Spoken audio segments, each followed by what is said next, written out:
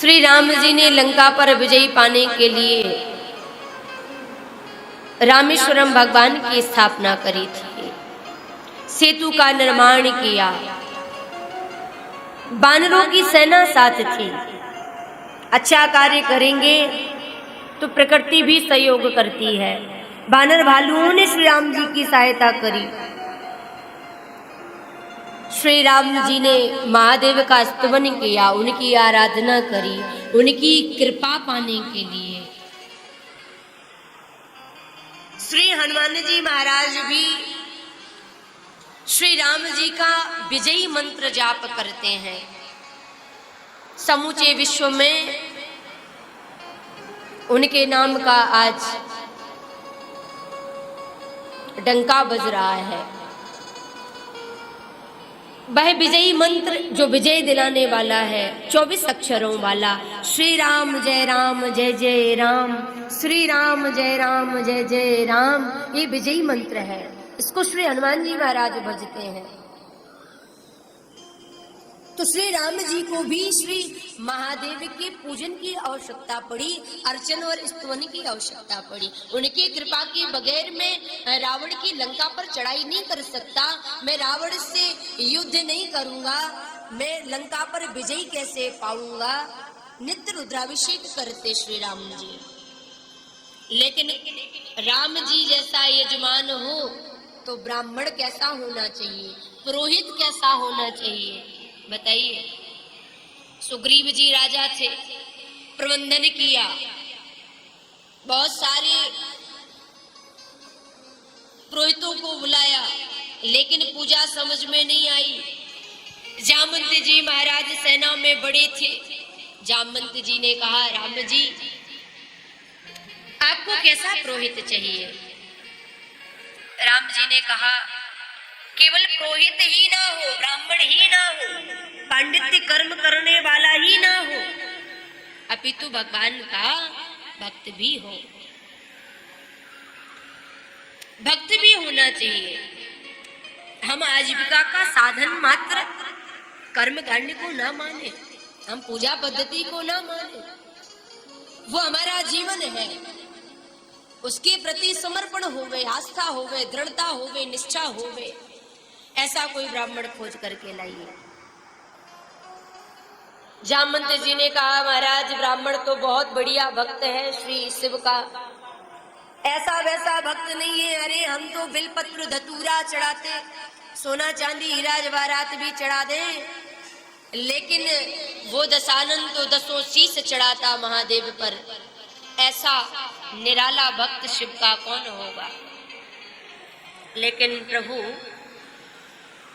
रावण के जैसा कोई भी विद्वान नहीं होगा, उनके जैसा पुरोहित नहीं होगा, शिव का भक्त नहीं होगा। समस्या ये है कि हम बुलाने के लिए जाएंगे, लेकिन रावण आएगा कि नहीं आएगा, समस्या तो इस बात पर है।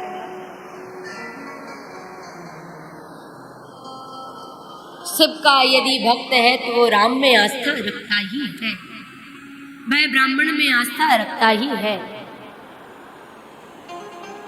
जामवंत जी को भेजा। श्री जामवंत जी महाराज पहुंचे, रावण के दरबार में लंका पहुंचे। रावण ने मुलाकात करी, दूतों ने बताया एक दूत आया है। जामवंत जी कह करके गए थे, राम जी माँ जानकी का हरण किया, जिसकी लंका में माँ सीता है, क्या वो पंडित कर्म करने के लिए आएगा? हमारा शत्रु कहलाया वह तो, लेकिन फिर भी हम कह के देख लेते हैं।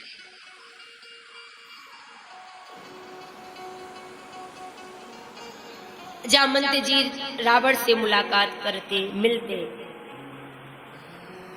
रावण ने कहा, हमने सुना है कि आप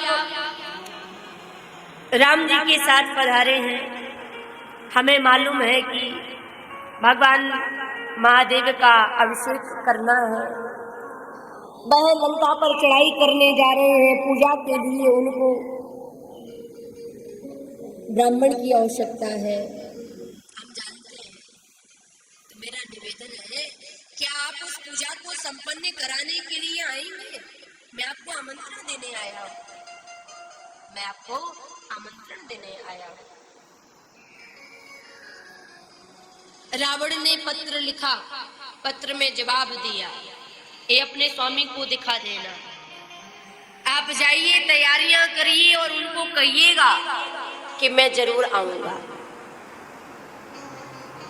जामवंत जी जाने लगे। जाते जाते रावण ने रोक लगा दी, जरा रुकना, ठहरना। जामवंत जी ने सोचा अब तो ये रावण मना कर देगा। रावण ने कहा जामवंत जी से, जामवंत जी अब तुम्हारे स्वामी वनवासी हैं, उनकी भार्या भी उनके साथ नहीं है और पूजा पद्धति में पत्नी का होना अनिवार्य है। पत्नी कहाँ से लाएंगे? उनको कहना कि सीता माँ को मैं साथ लेकर आऊंगा, वो तैयारियां करें। जामवंत जी बड़े प्रसन्न हुए और राम जी के पास जब पहुंचे तो राम जी ने कहा जामवंत से, क्या हुआ, मना कर दिया क्या रावण ने आने से? कहा नहीं महाराज, रावण ने मना नहीं किया, वो तो दशानन आएगा। कहा है कि मैं अकेले नहीं आऊंगा, मैं माता जानकी को भी लाऊंगा। और देखिए रथ पर रथारूढ़ होने के लिए माँ से प्रार्थना करता है रावण। माता जानकी के पास जाकर के रावण ने कहा, मैया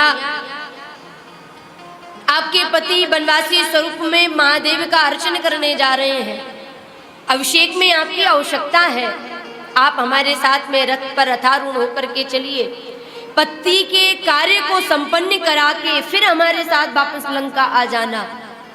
बताइए कितनी सुंदर रावण की नीति दिखाई दे रही है।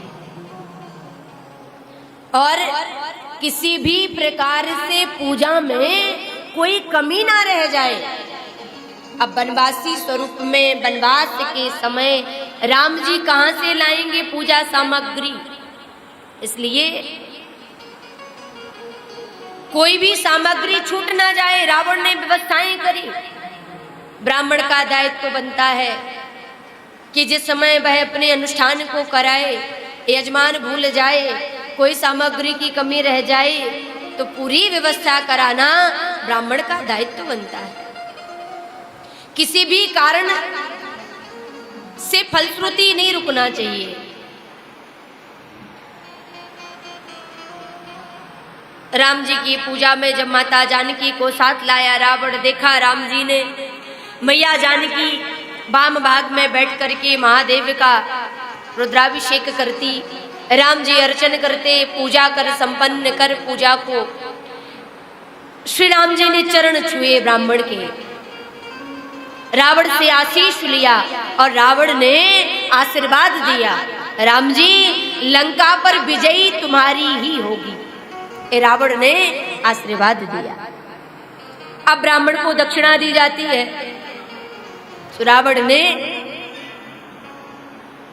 संपन्न कराने के बाद अब दक्षिणा कहां से लाएंगे? तो राम जी प्रणाम करते हैं। रथारूढ़ हुई माता जानकी को लेकर के लंका पर लेकर आए। महादेव के स्वरूप को रज से, बालू से बनाया। भगवान शिव को पार्थिव पूजा बड़ी प्रिय है और भगवान का बहुत सुंदर स्तवन, बहुत सुंदर पूजन रावण के द्वारा किया गया। राम जी को आशीष भी दिया।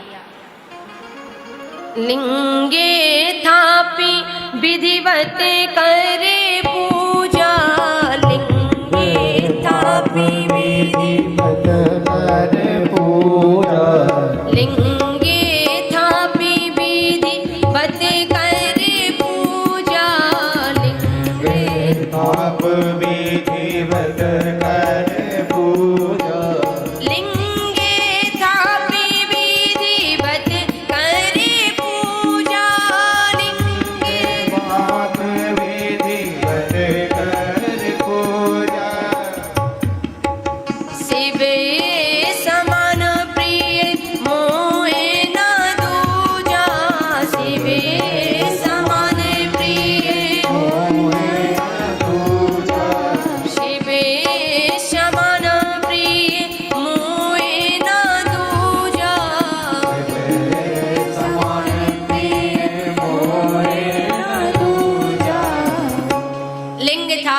विधिवत पूजा।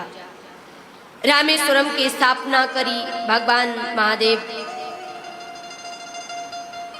रामेश्वरम जल लेकर के जाते हैं लोग और सायुज्य मुक्ति को प्राप्त होते हैं।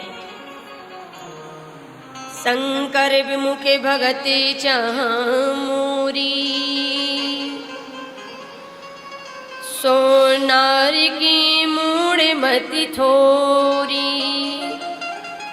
जो रामेश्वर दर्शन करही, ते तनु तजी मम लोकेश धरही। मात्र दर्शन करने से रामेश्वरम के प्राणी मात्र का कल्याण होता है।